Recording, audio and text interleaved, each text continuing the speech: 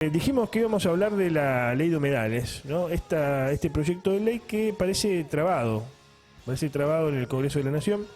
En realidad, no sé si la idea era sacarlo. ¿Qué quieren que le diga? Yo he hablado con legisladores de diferentes signos, no vamos a dar nombre, pero no sé si la idea era que saliera aprobada la ley. Porque esto después va a traer algunos inconvenientes a gobernadores, a legisladores cuando tengan que volver a explicar esto a sus respectivos lugares, a sus respectivas provincias. Recuerden que el año que viene se viene la campaña política. Bueno, la cuestión es que se trabó el proyecto. En el último caso, gobernadores y Juntos por el Cambio no fueron a la comisión por la ley de humedales y está perdiendo impulso la iniciativa. Vamos a hablar con Lucas Michelud al respecto, que es abogado de la Asociación de Abogados Ambientalistas y experto en temas medioambientales, para que nos ayude a pensar un poco lo que está sucediendo. ¿Cómo estás, Lucas? Buenos días. Muy buenos días, ¿qué tal Antonio? ¿Cómo estás? Gusto en saludarte. Gracias a vos, como siempre. Bueno, ¿era de esperar esto de que perdiera fuerza, se trabara el proyecto de ley de humedales o no? ¿Es algo repentino?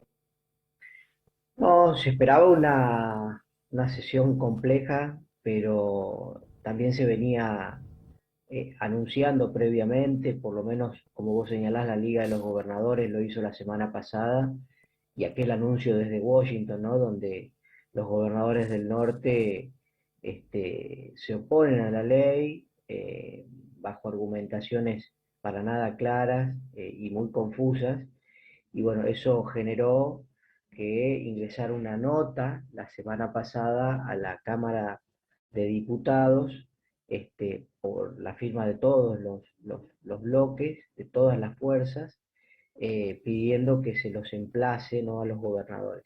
La realidad, Antonio, digo, la reunión de ayer, el plenario de ayer, el gran faltazo lo dio la Comisión de Agricultura y Ganadería, encabezada por Ricardo Burgeile, que es la comisión que históricamente, me refiero, en los últimos 10 años se viene oponiendo que avance este proyecto de ley. Hoy en la persona de Burgeile, antes en otras presidencias, Sí, pero un la legislador realidad del agro, un agrolegislador, digamos, ¿no? Para entenderlo más es fácil. exactamente. Burgeile fue inclusive ministro de Industria del presidente Macri, ¿no? Una persona ligada, su familia ligada al agronegocio, y son los dos grandes lobbies concentrados que impiden que esta ley avance. Por un lado, el agronegocio, ¿no? Los gobernadores del Delta están en esa línea, y por otro lado, la megaminería o la minería a gran escala, que son los gobernadores del norte y de la precordillera, ¿no? La argumentación de ayer fue una cuestión reglamentaria. La verdad que es una vergüenza que en el estado de situación que estamos, en la fragilidad que tienen estos ecosistemas, 1,5 millones de hectáreas arrasadas, hace algunos días atrás una empresa de extracción de litio en Catamarca clausurada por contaminar cuencas, ¿no? Se apele, ¿no?, a cuestiones reglamentarias, ¿no? Claramente digo, no quieren que avance ni esta ley, la ley consensuada, ni ninguna de las otras leyes, expresando una fuerte contradicción, ¿no? Una fuerte, digamos, diferencia entre lo que dicen y lo que hacen luego, ¿no? Todos han presentado, el caso inclusive de Burgeile tiene su propio proyecto, y sin embargo, hace un mes atrás, cuando se logró hacer el emplazamiento para que las tres comisiones trataran, fue el mismo Burgeile el que dice que necesita mucho más tiempo la ley para ser tratada. Es decir, 10 años es poco, ¿no?, para algunos legisladores. Insisto, esto es una cuestión que ya no es reglamentaria ni son disidencias técnicas, es una cuestión profundamente política hoy. Em, claro, no, desde ya. Ahora, nosotros hablamos en su momento con productores agropecuarios, también con la presidenta de la Sociedad Rural de Rosario, que consideraban que esto era cuasi totalitario, lo que se estaba debatiendo, y que iba a afectar profundamente y a controlar más en la práctica el tema de la producción, ¿no? La producción agropecuaria. ¿Esto es así? ¿No es así? ¿Es un argumento corporativo? ¿Cómo lo ves vos? Es claramente corporativo, pero además falso y engaña a la sociedad, ¿no? Es muy responsable lo que ha dicho la presidenta de la Sociedad Rural. En resumen, ha dicho que la única forma de detener los incendios en el delta es metiendo más hacienda, es cargando más de hacienda el humedal, ¿no? Yo creo que no hay un solo científico del planeta que pueda confirmar esto, ¿no? Entonces, ¿cuál es el costo que tienen las declaraciones que se dicen, Antonio? Claro. Que desde qué lugar se puede desinformar a la sociedad de esa forma, ¿no? Hubo una fuerte campaña del miedo y de la desinformación y la seguimos viendo, ¿no? Desde el agronegocio, fundamentalmente, y de la megaminería, fundamentalmente, en donde se ha dicho que esta es una ley antiproductiva, que es una ley que va a generar desempleo, que es una ley confiscatoria, se ha dicho. Yo estuve en el Congreso, se hablaban, había legisladores que son productores arroceros. Yo no tengo nada con los productores arroceros, pero digo, están ahí representando un mandato popular y al mismo tiempo tienen emprendimientos privados que han dicho que esta es una ley confiscatoria, un delirio, un disparate, ¿no? Es una ley que en ningún momento viene a prohibir la producción. Si uno lee el texto de la ley, no hay un solo artículo que Ujú. prohíba la producción. Al contrario, es una ley que bien implementada, es una ley que territorializada, luego que las provincias hagan el ordenamiento ambiental del territorio, va a resguardar la producción, porque lo que hoy vemos es que si sigue como por ejemplo en el Delta, ¿no? Esta zona liberada a los negocios donde vale todo, no queda tierra fértil, ¿no? Hay un proceso de certificación muy fuerte, muy marcado en los ecosistemas de humedales. Las cuencas están absolutamente degradadas, hay un estrés hídrico, hay una crisis, ¿no? Climática que contribuye a acelerar estos procesos. Entonces, no es la discusión producción-ambiente, esa es una discusión falsa que estos sectores corporativos, cada vez que hay una ley ambiental, esta de humedales, pero cualquier otra, vuelven a esa discusión que es anacrónica, que fue saldada hace 50 años atrás. Ujú. Hoy la discusión en todo caso es negocios o producción sustentable, ¿no? Lo que no quieren algunas empresas, ¿no? Que hacen lógicas sectoriales es tener algún tipo de regulación de un uso racional de esos territorios, ¿no?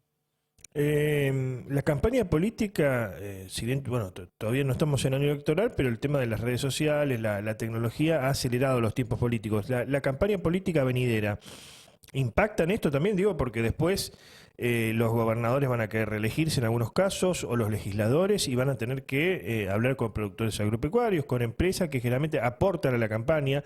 ¿No hay un poco de miedo de aprobar esta iniciativa por eso, justamente? Porque ahora se viene el año electoral y no quieren quedar mal con algún sector. Probablemente exista algo de eso. Yo no tengo prueba, pero probablemente exista algo de eso porque digo, es impresionante el funcionamiento que están teniendo los gobernadores. Hace 2 meses y medio atrás, ya los gobernadores se expresaron apoyando el proyecto del COFEMA, el Consejo Federal de Medio Ambiente, un proyecto absolutamente regresivo y que desprotegía los humedales, ¿no? Es decir, la lógica que están teniendo los gobernadores en una defensa irracional, insisto, porque esto no es ambientalismo versus desarrollo o ambiente versus producción. Esto es algo, digo, mucho más complejo, mucho más serio, que es qué hacemos con nuestros ecosistemas de humedales, de bosques nativos, ¿no? De nuestros sistemas de cuencas. O sea, no hay producción que se pueda desarrollar sin planeta, ¿no? Esa es una premisa básica.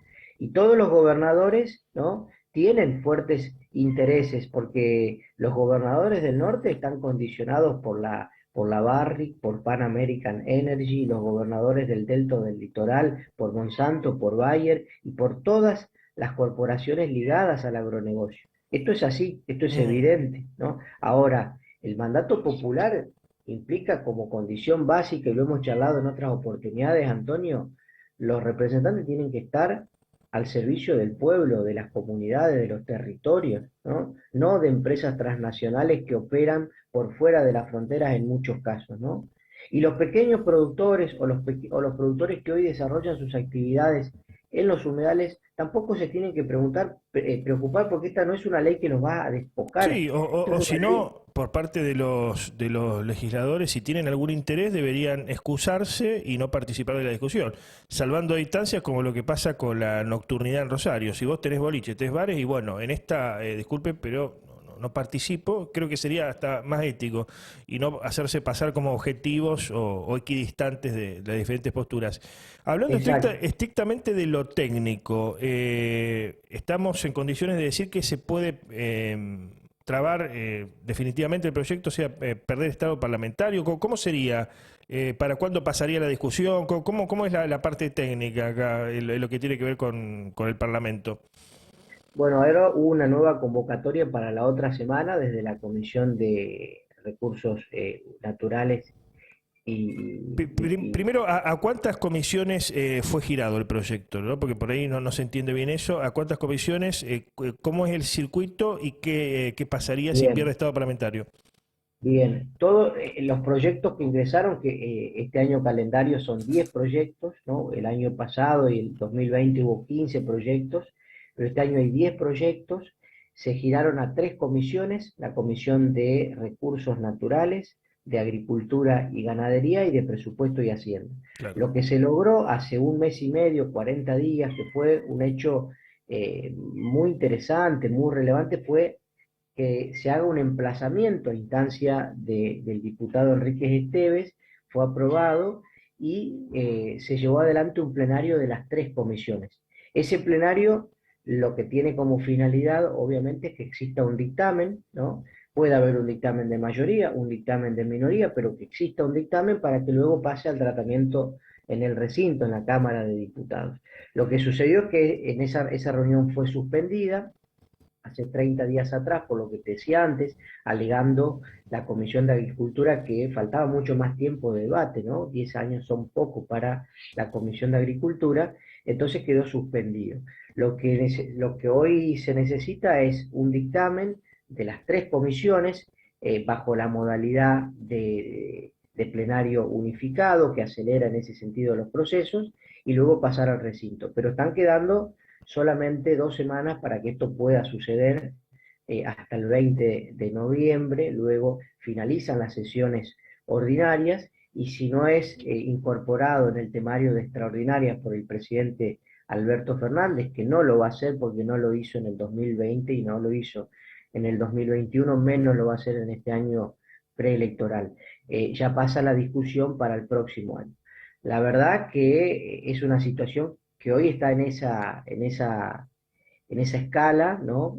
Muy trabada, pero trabada, digo, no por debates o por fundamentos. No hubo debate, no se debatió, ¿no? Los legisladores no debatieron. Se agarraron ahora del artículo 174 del reglamento de la Cámara de Diputados para no ir a la sesión a discutir, a poner la cara y defender, y en todo caso decir, miren, estoy en contra de una ley de humedales por Claro. esto y por Sí, esto, sí, sí, y que sí. la sociedad luego juzgue, ¿no? En cada uno de sus territorios. Pero no ampararse en cuestiones reglamentarias que a esta altura, digo, con 1,5 millones de hectáreas en esta zona del delta, apostar a una cuestión reglamentaria es faltarle el respeto, digo, a toda la sociedad. Gracias por este contacto, Lucas. Gracias a vos, Antonio. Un fuerte abrazo. Adiós.